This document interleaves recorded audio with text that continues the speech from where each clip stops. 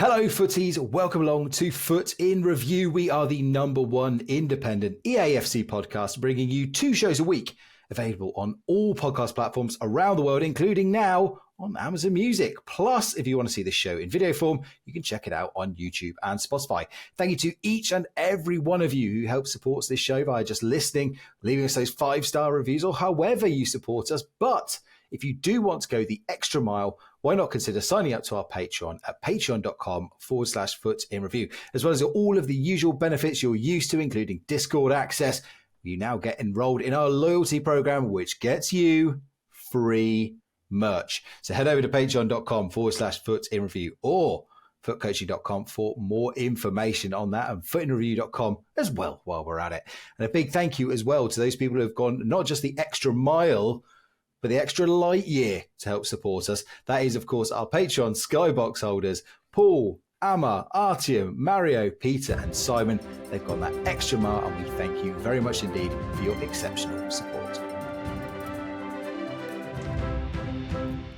Hello footies, welcome along to your latest dose of FIFA Ultimate Team, soon to be EAFC Ultimate Team goodness. We are Foot in Review, powered by footcoaching.com. It is Monday, the 11th of September, as we record this show. But for those of you listening, most of you will be getting this on Tuesday night. We've got plenty to get into on tonight's show as we start to dig deep into those all-important EAFC 24 ratings.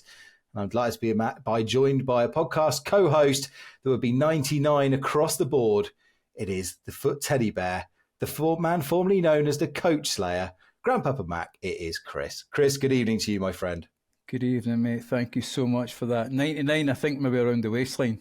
That's the only thing I'm 99 on. Room to expand, though. Nearly. Hopefully not too much.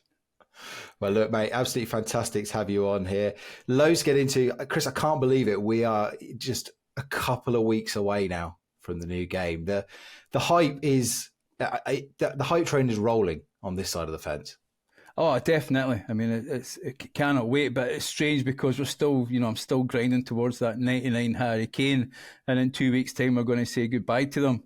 So, yeah, I think I started to see the adverts as well starting to appear during the football, the one with Didier Drogba and that. I mean, to be fair, they've went really strong on that. Yeah, the push seems to be real. I mean, we're going to get into it a lot, of course. They've tweeted out tonight as we record this again. We're recording this on Monday night. They've tweeted the first batch of ratings, albeit most of them had already been leaked. In fact, the full database is basically out there now. But it's official, those ratings, and it's good to see that they kind of tally up with what the leakers have been putting out. But EA announcing that the full set of player ratings will be out for you to digest on the 15th of September, and of course the 22nd is when it comes out if you have purchased the Ultimate Edition. And Chris, web app access could be even sooner than that. Some have speculated it could come as early as next Monday. Wow, that's unbelievable. If that happens, then I think, guys, you need to start grinding. Find those strips, as I said in the last time I was on, strips, badges, managers, small leagues, big teams. That's what I suggest you go for. Yeah, myself and Shack Attack will be doing a full deep dive into early trading advice and our tips for starting the game. Of course, that is a benefit that goes to our Patreon subscribers at supporter tier and higher. So, keep an eye out for that one for much more advice. And, of course, we will be sprinkling that out throughout the shows here on Foot in Review to everyone who listens. But if you want that extra deep dive, I encourage you to sign up for that. So, Chris, let's get into the ratings. We might touch on a couple of bits of FIFA 23 just so we have time at the end, but let's dig into EAFC 24. The ratings, as mentioned, have been out. We've seen various leaks dropping on social media over the past month, really. Talk us through some of the headlines from your point of view. What kind of 2 or 3 things really stood out for you so far? I think the first one is that we've seen quite a bit of a drop in some players. I think I'd mentioned to you, N'Golo Kante looks like he's been done pretty hard. They've fairly nerfed his pace. I know that he's moved to Saudi League. He didn't have a particularly good season last year. I think he was really hampered by injury. But that is let's be honest, that's a FIFA icon, that, even though, for the full game, that's the one that people that try and get that card, strengthen that midfield. But at the moment, you look at it, that card becomes unplayable. Another card I think we need to mention, and it's really quite surprising, is 2 things I'd say, is the Valverde card for Real If these ratings are right. He's got 80 across the board. He's 88 rated, 88 pace, 82 shot, 84 passing.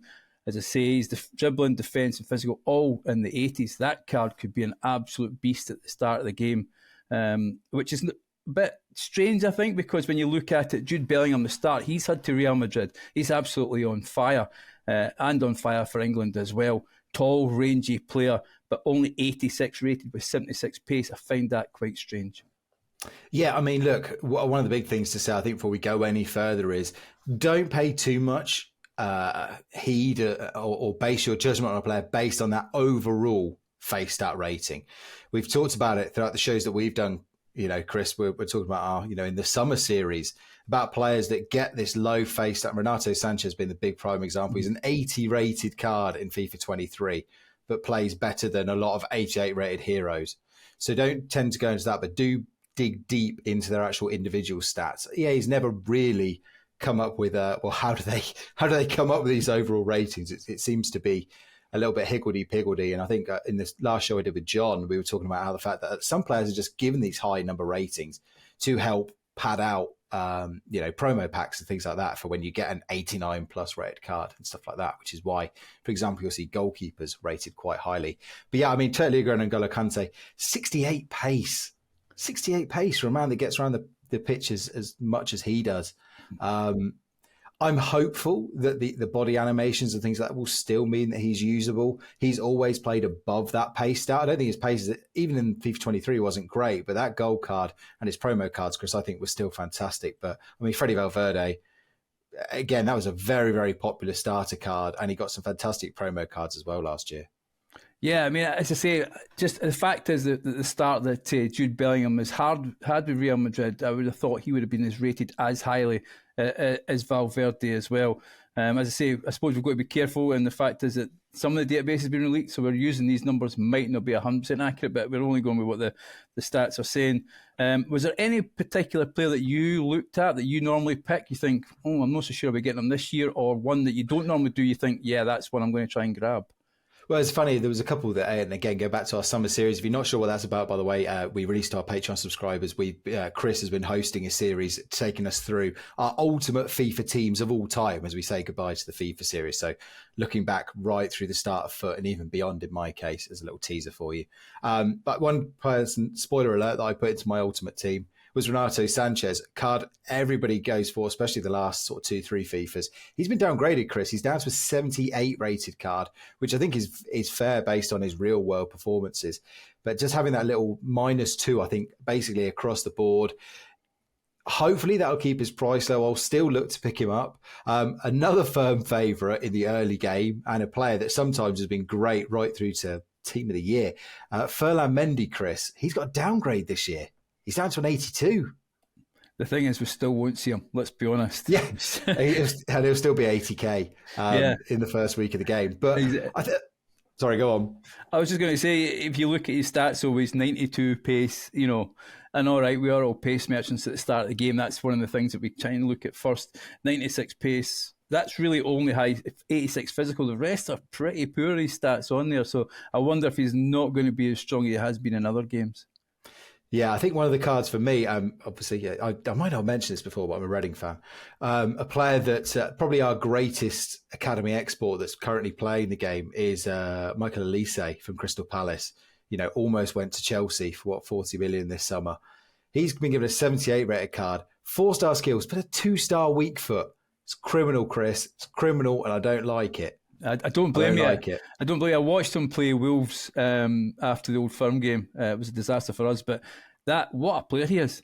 I've never really watched a lot of Prem, and I've never really seen him. But then actually, when you see him in game, the guy is tremendous, absolutely tremendous. Yeah. Why they've got that rating, I'm finding that very surprising. Yeah, I'm very disappointed. But I think the main bulk of ratings that I was actually really interested to find out, and I know it's a topic and it's something that has been debated ever since we found out it was going to be included in the game. Of course, female, women players are involved in Ultimate Team. You'll be able to build your team composed of men, women, whatever composition you like. So I was fascinated to see what the player ratings would be like. And I was actually really pleasantly surprised at some of the ratings. And I think if you are looking for value in the opening weeks of this game, I think to be absolutely blunt, I think you're going to be able to take advantage of other people's snobbiness, because I think a lot of the top women's cards will be underrated.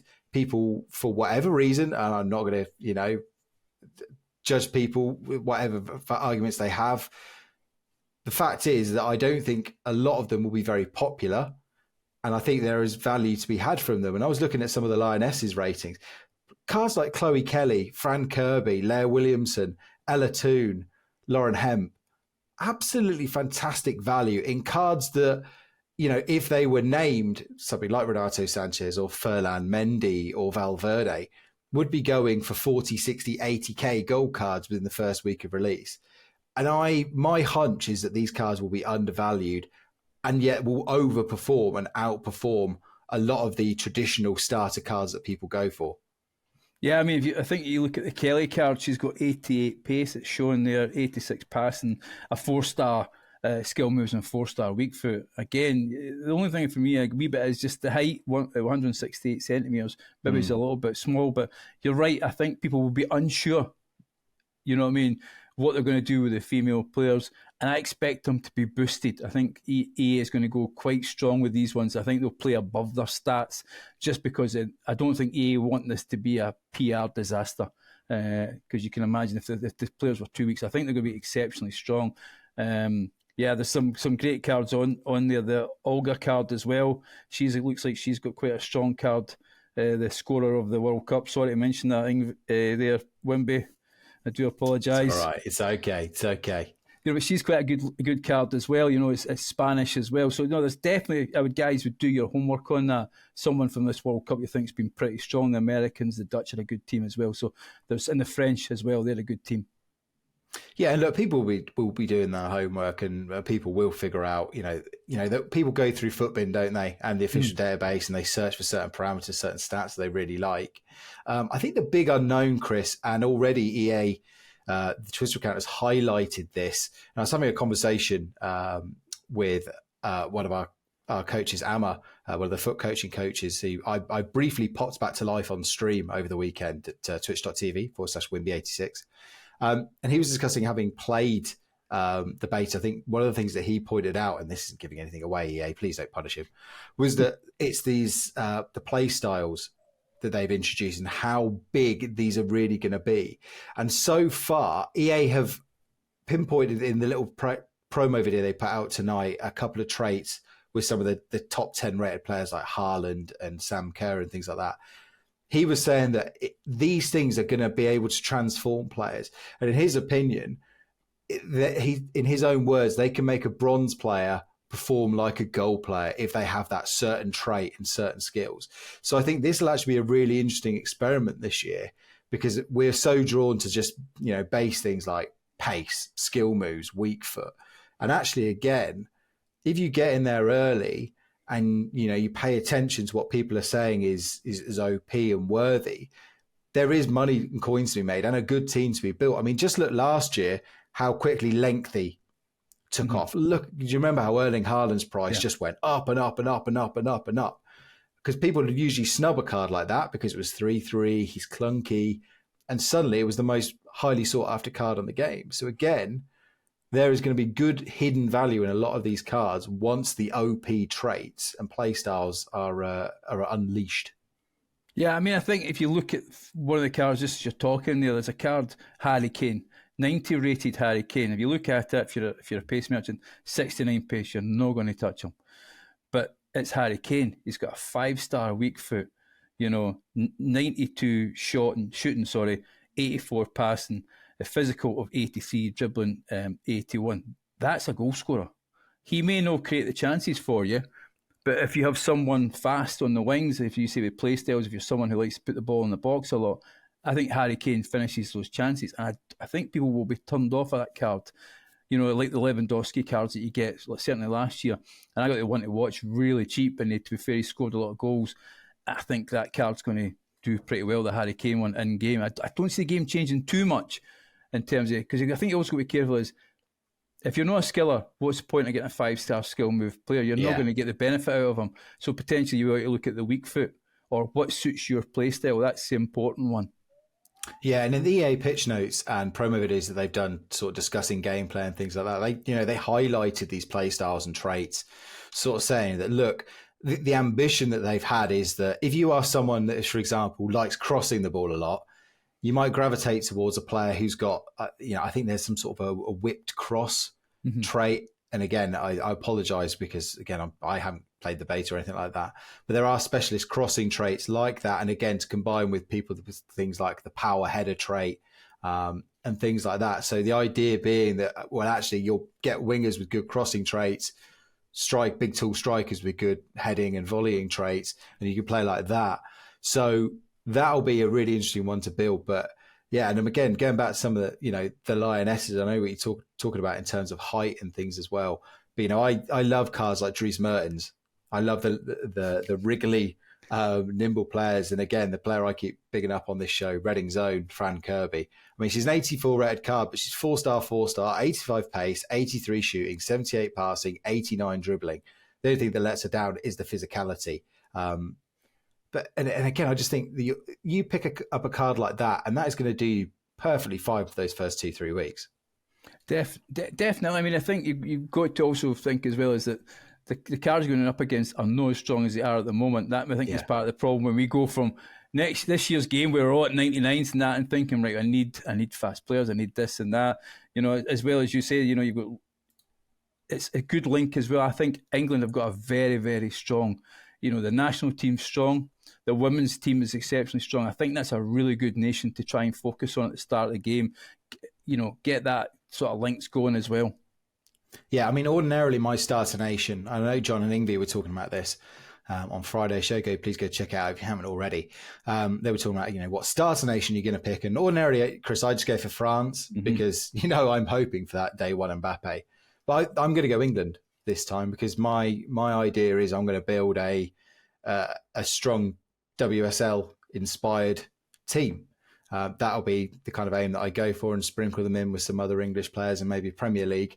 Because the other thing as well is on the chemistry front, a lot of the biggest WSL teams are the same as the biggest Premier League teams. Yep. So you will get, you get that extra point of bonus for Arsenal women and Arsenal men's side, Chelsea and Chelsea, Man United, for example. So it's a good chance to build hybrids out of that. So I'm going to start with England. But talking about new additions, Chris, we have had a new batch of heroes officially confirmed. There is a new batch of icons as well that have appeared in the database but haven't been officially confirmed. I just wondered, had you had the chance to have a look through any of those heroes or icons, any that sort of, gathered your interest?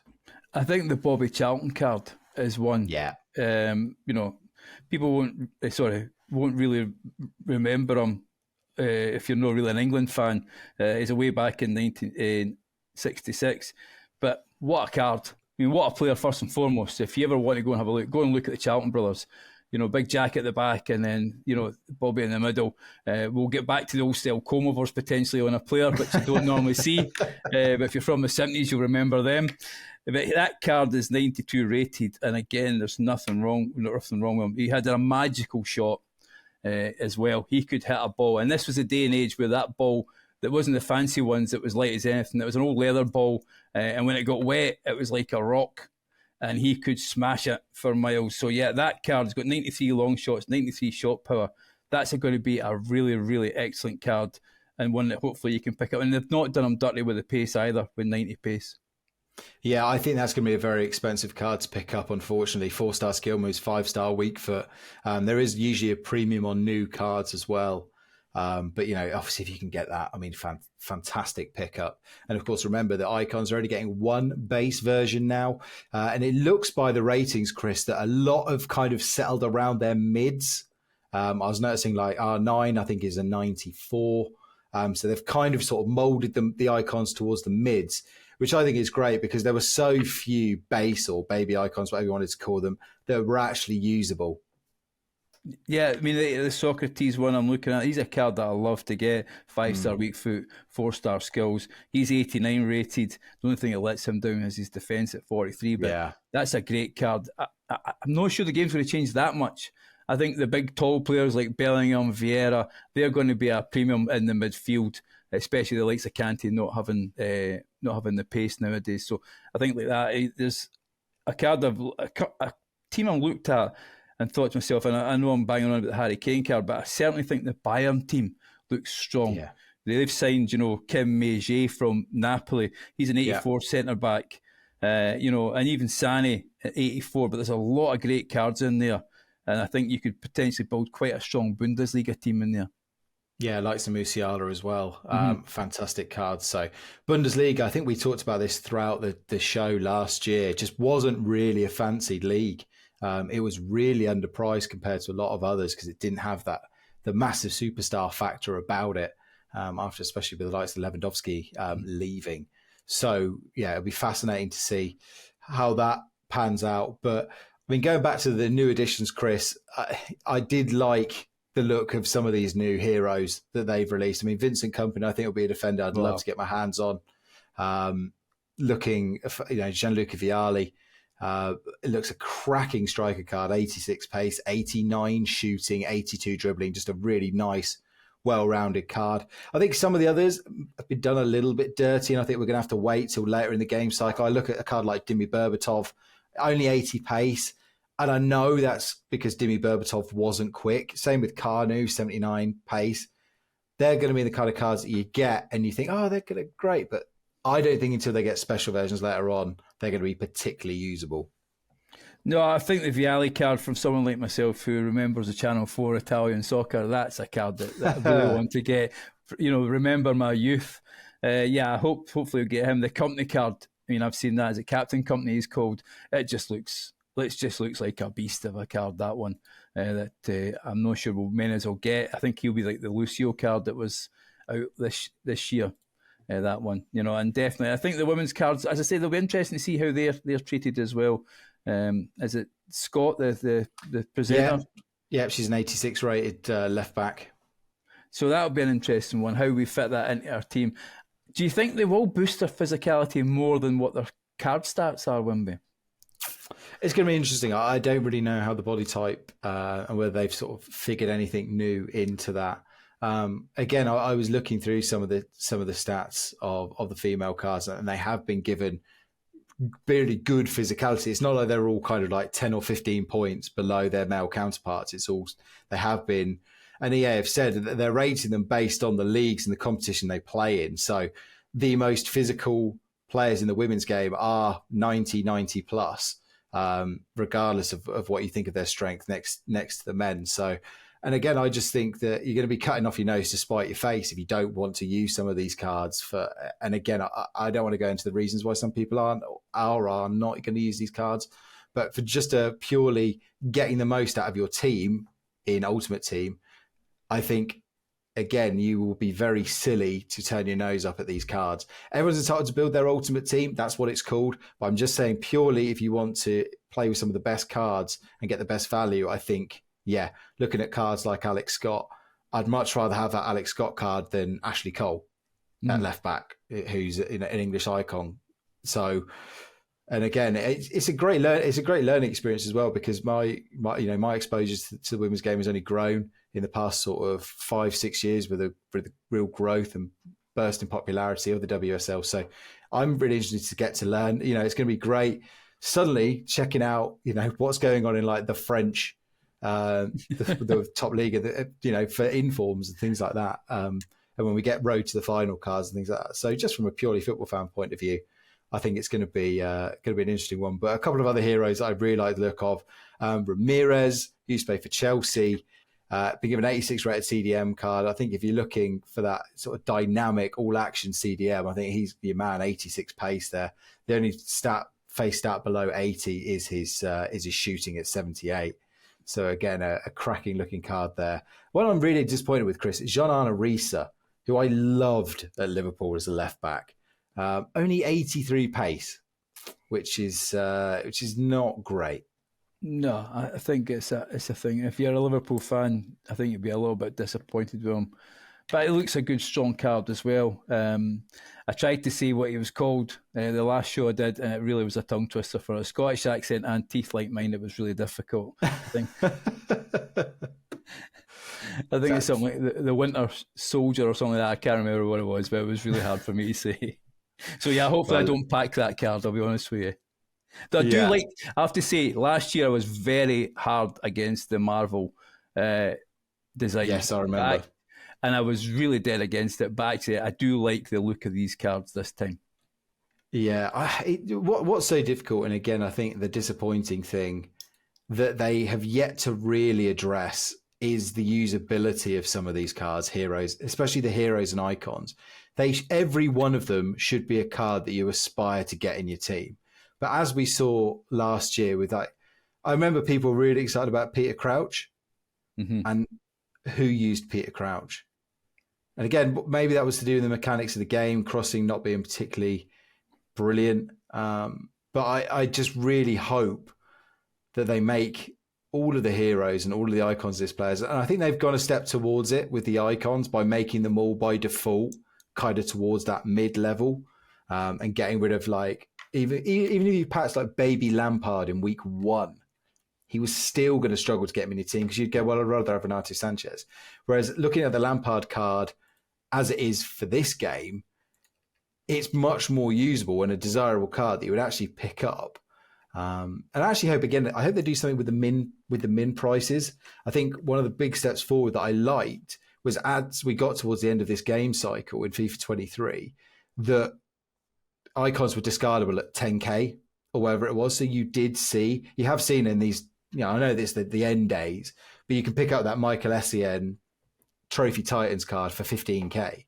And I'd love to see icons be that accessible, and hero cards. I think hero cards were discardable at that value, but especially icon cards, I would like to be able to see, if people don't like using Pool Skulls, let Pool Skulls' value drop to 15k.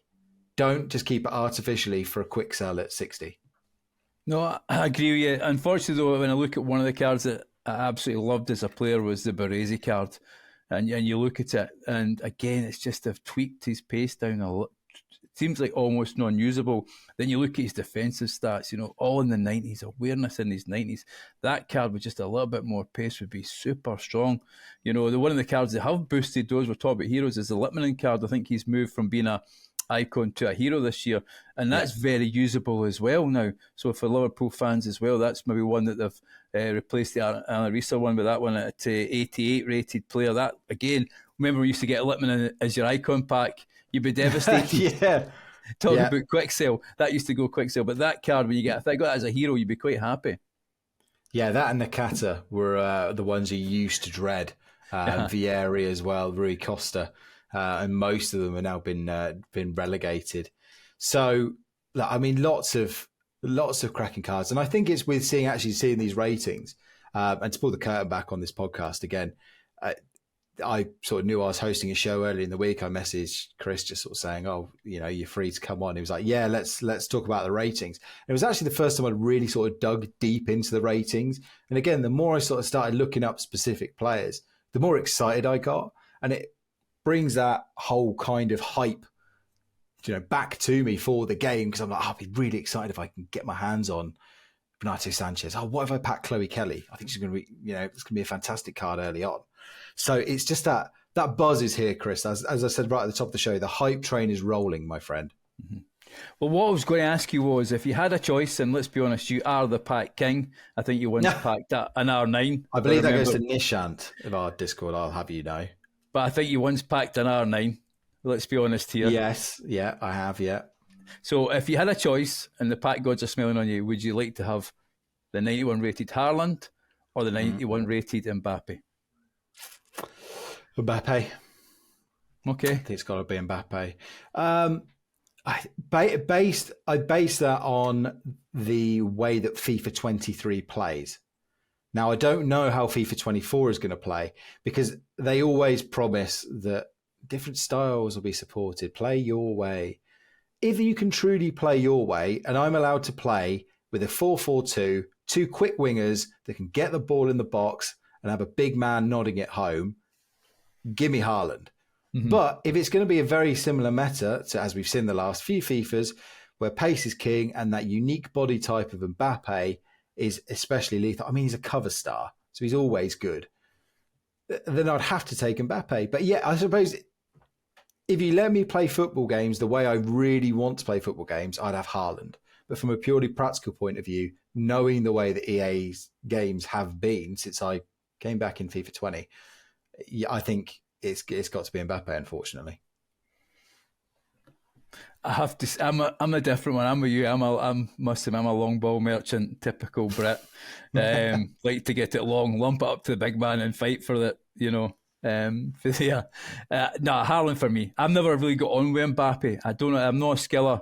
I know that Haaland's only got a 3-star weak foot, but I just like to have that big, strong player up front and be the focal point in my team. That's just the way I play.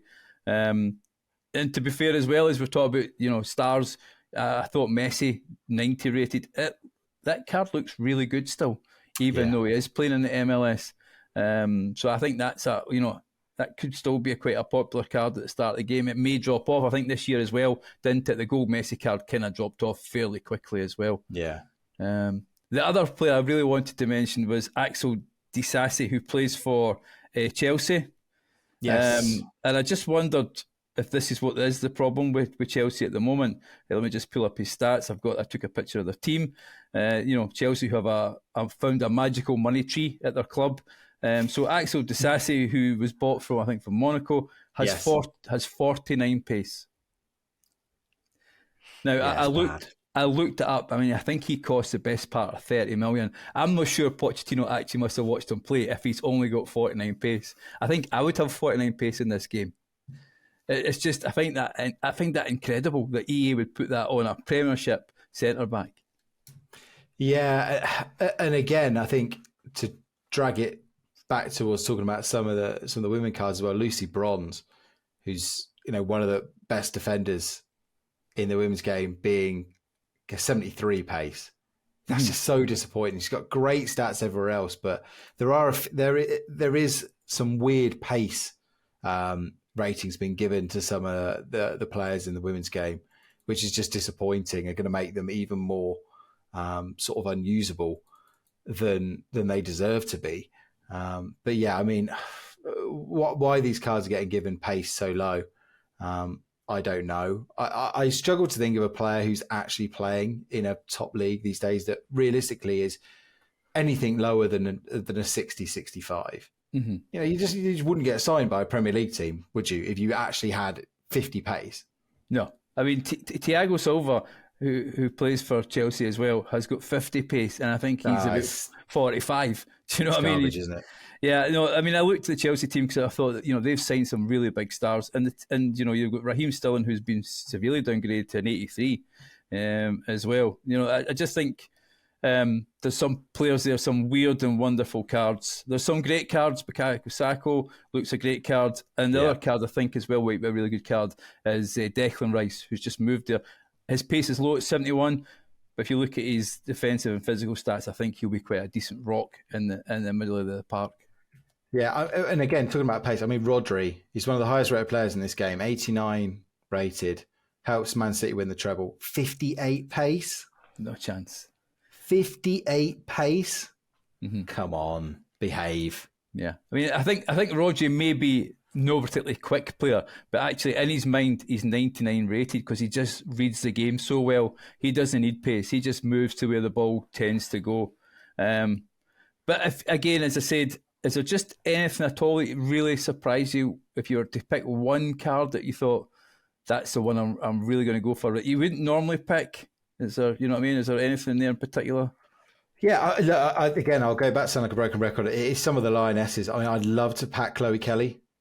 I think that is just going to be a cracking card. I mean, Beth Mead looks a fantastic striker as well, 5-star, 4-star. Again, one of the top. She was highlighted in the release video they put out tonight. I mean, 81 pace, 84 shooting, 84 passing, 88 dribbling, and 73 physicality as well. It's that's the kind of all-round striker that I love to have early in the game. And okay, I'm not a great skiller, so the 5-star skills don't massively benefit me, but I can do a lot of 4-star ones. And again, that 4-star weak foot as well, high work rates as well. So just cards like that, and I just want to get it rolling. I think again the key thing that John and Ingvi talked about on Friday's show was we can talk all we like about the ratings and things like that, but all of us, almost every single person, unless you're Bateson, that can afford to get as many FIFA points as needed to get the team he wants. We're all a bit, we're beholden to what we get in our padlock, isn't it? I can talk about building a Lionesses team all I want, but if I get two fantastic Barcelona players from the men's game, or if I get Vinny Jr. and Valverde, I'm off building a La Liga team and trying to pick up, your Marcus Llorentes again, your good starter players from there, your Araujo's. They're the kind of players that I'm targeting. If I get Musiala, I'm going to be suddenly going Bundesliga. It only takes that one mass. I think I got Mo Salah early on last year, and suddenly I was picking up cheap Liverpool and Premier League players out of nowhere. So it's really up to you. But I think just to delve a little bit into trading advice as well, I think, again, the quicker you identify the meta players, and again, listen to the chatter across various streamers, watch what players people are hyping up. If you can afford to pick up those players early and just use them in that first week, just hold on, and just watch their value skyrocket. If you do come into the early coins is so key in FIFA. And that's why we do say, we're not telling people to buy FIFA points, don't buy FIFA points. But if you ever are going to, it's that first month that is the most valuable, isn't it, Chris? Because if you get that bedrock of coins, and then you can invest them smartly, you can suddenly have a very good team very, very quickly. Yeah, I think it's ideal time if you're going to do it. And myself, I've decided this year that I'm going to go RTG, 100% going to go RTG. I have got the Ultimate Pack, so I will be honest and up front. I think I get FIFA points for that. That's the only thing that will be going on in the game. Because once you get 2 or 3 promotions in to the game, we tend to have all the same team. Yeah. Once you get to that, so as you say, if you can get in there early and don't be scared. Do you know what I mean? Don't be scared to go and buy that Haaland card, and you never know, it might go up. Certainly did this year. If you can, as you say, find the chatter about the cards, there is definitely going to be value out there. This is probably the hardest FIFA or hardest EAFC for MD to make their mind up on what's going to be the meta or not, because it will just take one female footballer to be banging in those goals in the first weekend league, and that one will be the card that everyone want to go and grab. Yeah, it's interesting. So I just gone and looked back at my photos in my phone and gone to a year ago, and because you take various screenshots of your team, send to your mates. And I'm looking at my team, and I think this is after one day of web app access. My team after day one, Chris, last year was Lafont in goal. Klosterman and Joe Gomez were my centre-backs. Klaus and Baum were my full-backs. I had Moussa Diaby, Mo Salah as mentioned, Jude Bellingham and Sabitzer in my midfield, and I had Martial and Ben Yedder up front. And that to me is Salah's obviously the exceptions to all that was a very lucky pull. But those other 10 to me scream first week of FIFA, first 2-3 days of FIFA starter team. So many, like Martial is your classic. I need to pick up a striker for 3K just to play my first games of Rivals. It sounds a strong team. I know you're berating your pack luck there, but you've had decent pack luck. That is a strong team. Yeah, but as I said, and that is a team that is, because 99% of us are in the same boat, aren't we, in that first week? Yeah, you get the odd person that's going to make someone is going to pull Mbappe. Nath, I remember, pulled, I think, mid-Eto in the first couple of nights. And you get that, the people with hundreds of thousands of coins injection and can build a dream team. But most of us will be looking for value. I mean, Klosterman was an 80 rated card. Joe Gomez, 81 rated card. Klaus was 80. Bellingham was only an 84. Diaby was an 84. So they're the kind of players you're looking at. And it's those sort of mid-tier meta cards that you just hang on to for a bit, wait till they peak, and then you flog them on. No, definitely. I mean, I think the Gomez card, he's been downgraded certainly this year. No. What's he gone down to now? I haven't even looked. I think he's in the 70s, if I remember right. I was quite surprised. I think I could be wrong here. 79 rated. 79 rated. That Joe Gomez card is always a starter centre back, isn't he? That's one we always go and try and gravitate towards that one. As you say, the Martial card, I think we all buy him and never get on with him. He's plays, I think, like he does at the moment. He's in the huff half the time. The Diaby card should be great, but he's got a 3-star weak foot, so he's sometimes can be a real bit annoying. I hope actually this is the start of EA. Actually, they were great last year. I have to say they have to get big kudos for this. They managed to really dampen the power curve last year. Even it only took really to Team of the Year before those cards became super juiced, and after that it's kind of a free for all. But up to that point, the game was tremendous because the cards were all very samey. There was very few absolute top tier cards that would rip you a new one in weekend league.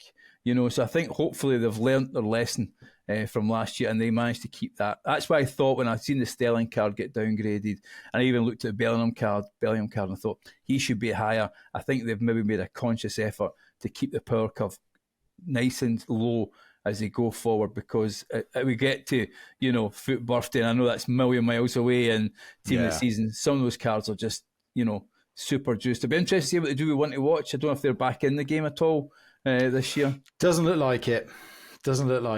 I mean, I've seen nothing about it.